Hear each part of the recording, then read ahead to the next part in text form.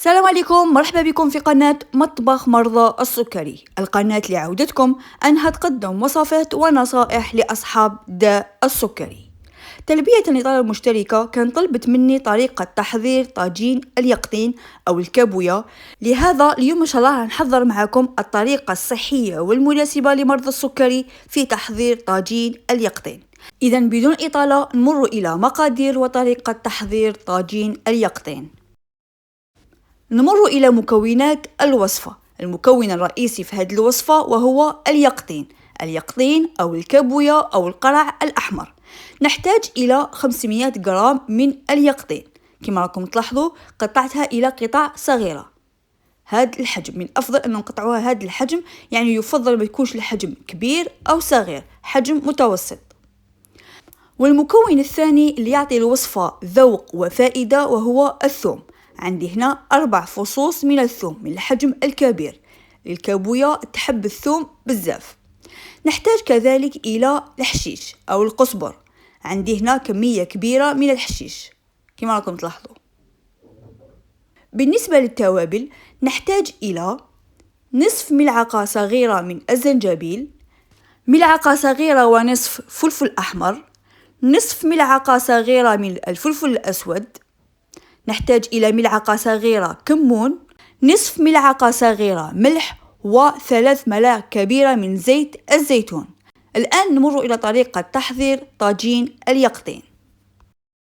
والآن نمر إلى طريقة تحضير الوصفة. راح نوضع المكونات كلها مع بعض. عندنا أول مكون وهو اليقطين أو الكابويا. عندي 500 جرام من الكابويا اللي قطعتها إلى قطع صغيرة. نضيف لها 4 فصوص من الثوم نفس الشيء بعد ما سكرفشتهم. ونضيف كذلك حشيش شوربة أو القزبر، كما قلت لكم لازم تكون كمية كبيرة.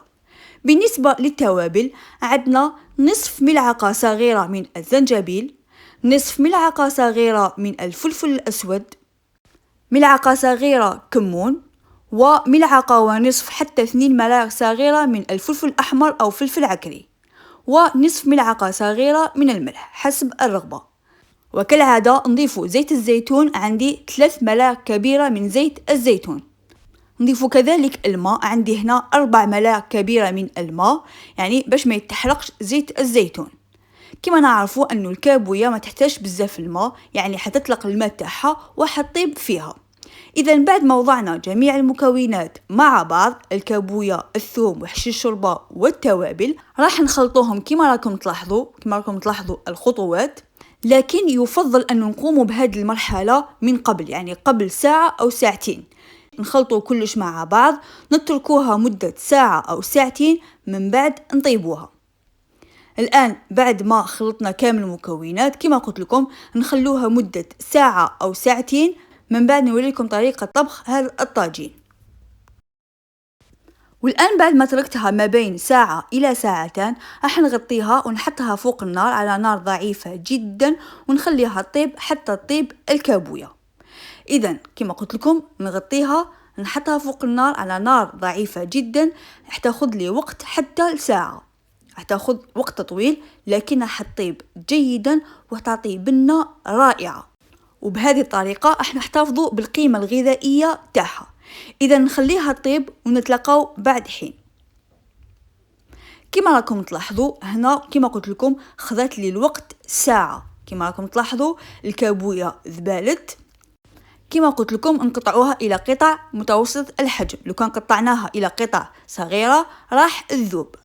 كما راكم تلاحظوا فيها نوعا ما من مرق، يعني حاجة خفيفة، ما جاتش ناشفة، ما لصقتش، طابت بالعقل. كما راكم تلاحظوا طرية. وكما قلت لكم خذت وقت ساعة كاملة.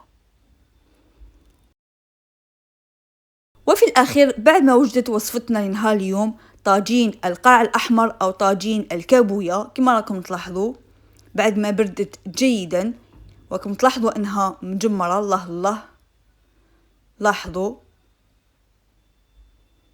كما قلت لكم هذه هي الطريقة الصحية والمناسبة لمرضى السكري. الكثير من الناس يتخوفوا من القرع الأحمر أو الكابويا، لكن عنده فائدة عظيمة لمرضى السكري، وبهذه الطريقة الكابوية احتفظت بالقيمة الغذائية تاعها. نزيد عليها كمية قليلة من الحشيش الشوربة كما راكم تلاحظوا أو القزبر، لاحظوا الشكل تاعها جميل، وهذا الطبق يليق في رمضان. وكما قلت لكم كان طلبت مني مشتركة هذه الوصفة ولبيت لها الطلب. ان شاء الله تعجبها هذه الوصفة، وان شاء الله انتوا ثاني تعجبكم هذه الوصفة، وان شاء الله تجربوها وتكتبوا لي في التعليقات رايكم فيها. كما دائما نقول لكم انه رايكم يهمني ويفيدني ويشجعني اكثر واكثر. نصيحتي لكم كالعاده، تهلاو في صحتكم وفي والديكم. الى اللقاء.